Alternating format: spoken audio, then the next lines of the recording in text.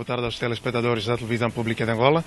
Os diplomas foram já aprovados e também geraram algum debate, porque o Executivo pretende, com o diploma, no caso das zonas francas, a criação das zonas francas, o desenvolvimento de áreas que possam permitir a criação de polos de desenvolvimento com condições criadas e com algum incentivo, de modos a que os empresários angolanos possam desenvolver-se de modos a criar condições e que possam competir com as outras economias aqui na nossa região. Mas o Ministro da Economia e Planeamento lembrava também no período da manhã que estas áreas vão estar abertas também a investidores estrangeiros, sendo que é mais um método para a captação de investimentos e desta forma fazer com que a própria economia do país possa crescer. Mas um dos temas que também foi muito forte naquilo que foram os debates aqui na Assembleia Nacional tinha que ver com o tema ligado à alteração à lei à contratação pública. Aliás, este é um pressuposto a que o Executivo muito se tem batido, procurando métodos mais claros para a contratação pública e também com métodos cada vez mais eficazes de fiscalização. Aqui os deputados também tinham e pediam atenção particular ao Executivo para o caso de alguns titulares de cargos públicos, na hora da contratação, criarem condições para que os mesmos pudessem fazer parte por outra via dos mesmos contratos, mas a Ministra das Finanças garantiu que as condições criadas vão procurar destruir, ou seja, fazer com que não existam esses tipos de vícios, porque o sistema, para além de eletrónico, empreendeu outras valências que permitam com que esta contratação seja clara, objetiva e que permita uma certa fiscalização, mas também a inclusão neste novo modelo de micro e pequenas e também médias empresas, de modo que haja um crescimento em cadeia do próprio tecido económico. Vamos ouvir a Ministra das Finanças.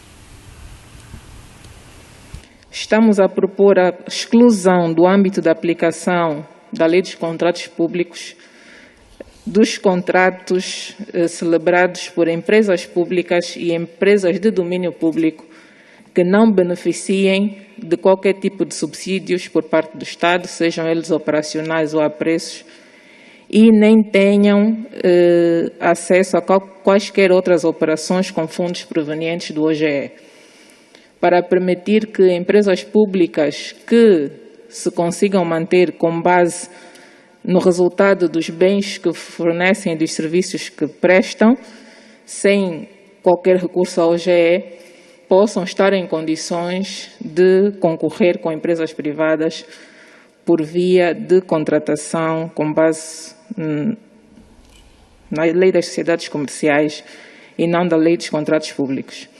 Entendemos que essa proposta de alteração será um incentivo para que as empresas públicas se tornem eficientes e que dispensem o recurso a subsídios provenientes do Estado. Estamos a propor igualmente a definição de critérios para a declaração de impedimentos à participação de interessados e a eliminação da caução provisória e os respectivos modos de prestação e restituição. Estamos a propor igualmente a redução do prazo máximo de vigência dos acordos-quadro de 8 para 4 anos. E estamos a propor a clarificação e inclusão de normas adjetivas para sobre empresas incumpridoras, ou seja, normas que são consideradas para colocar determinadas empresas numa lista negra, que as impedem de participar em procedimentos de contratação levados a cabo pelo Estado. Estamos a prever um regime especial reservado às micro, pequenas e médias empresas de direito angolano. Estamos a propor a redução da caução definitiva prestada após a assinatura do contrato de um valor máximo de 20% para um máximo de 10%.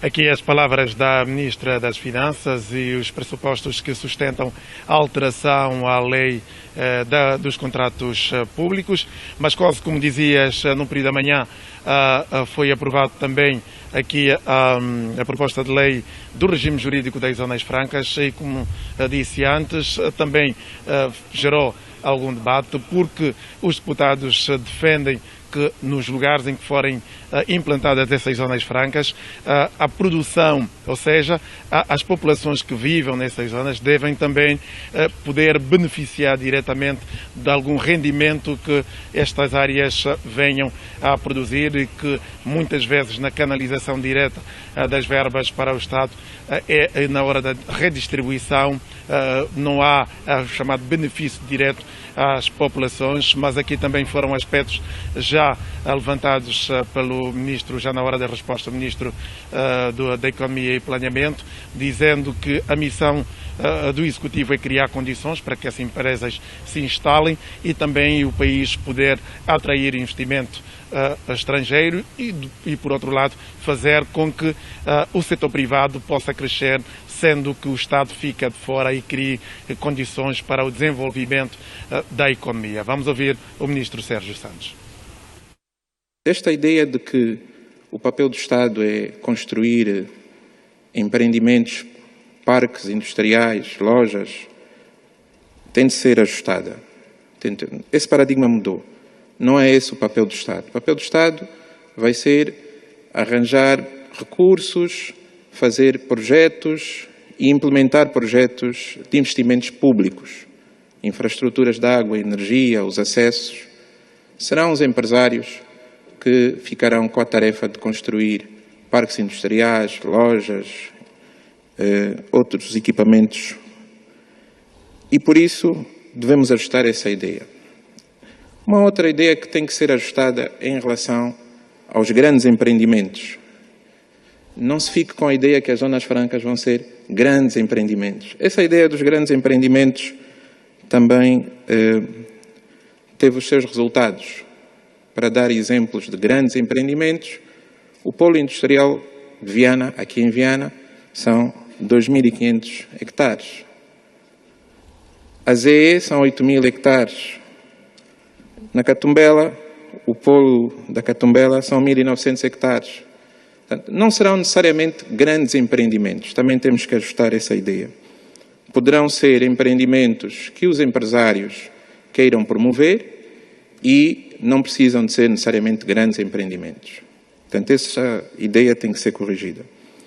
A outra ideia também tem que ser corrigida, que tem que ser investidores estrangeiros. Não há dúvida que se quer que o investimento estrangeiro venha para Angola.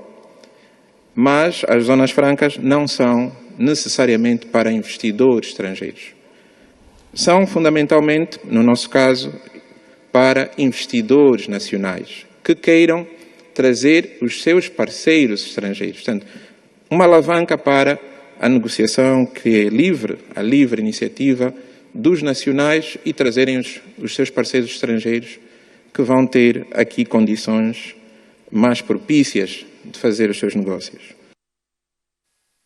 Aqui na Assembleia vão continuar agora no período da tarde, já que se registra um intervalo e a abertura, os trabalhos devem retomar com o tema ligado à lei base do sistema de pagamentos de Angola, que se quer também, segundo a apresentação já feita pelo governador do Banco Nacional de Angola, José de Lima Massano, se quer um sistema mais forte, mais equilibrado, transparente e que esteja alinhado com todo o sistema de desenvolvimento do país e também por dentro daquilo que são as normas internacionais ligadas ao sistema financeiro.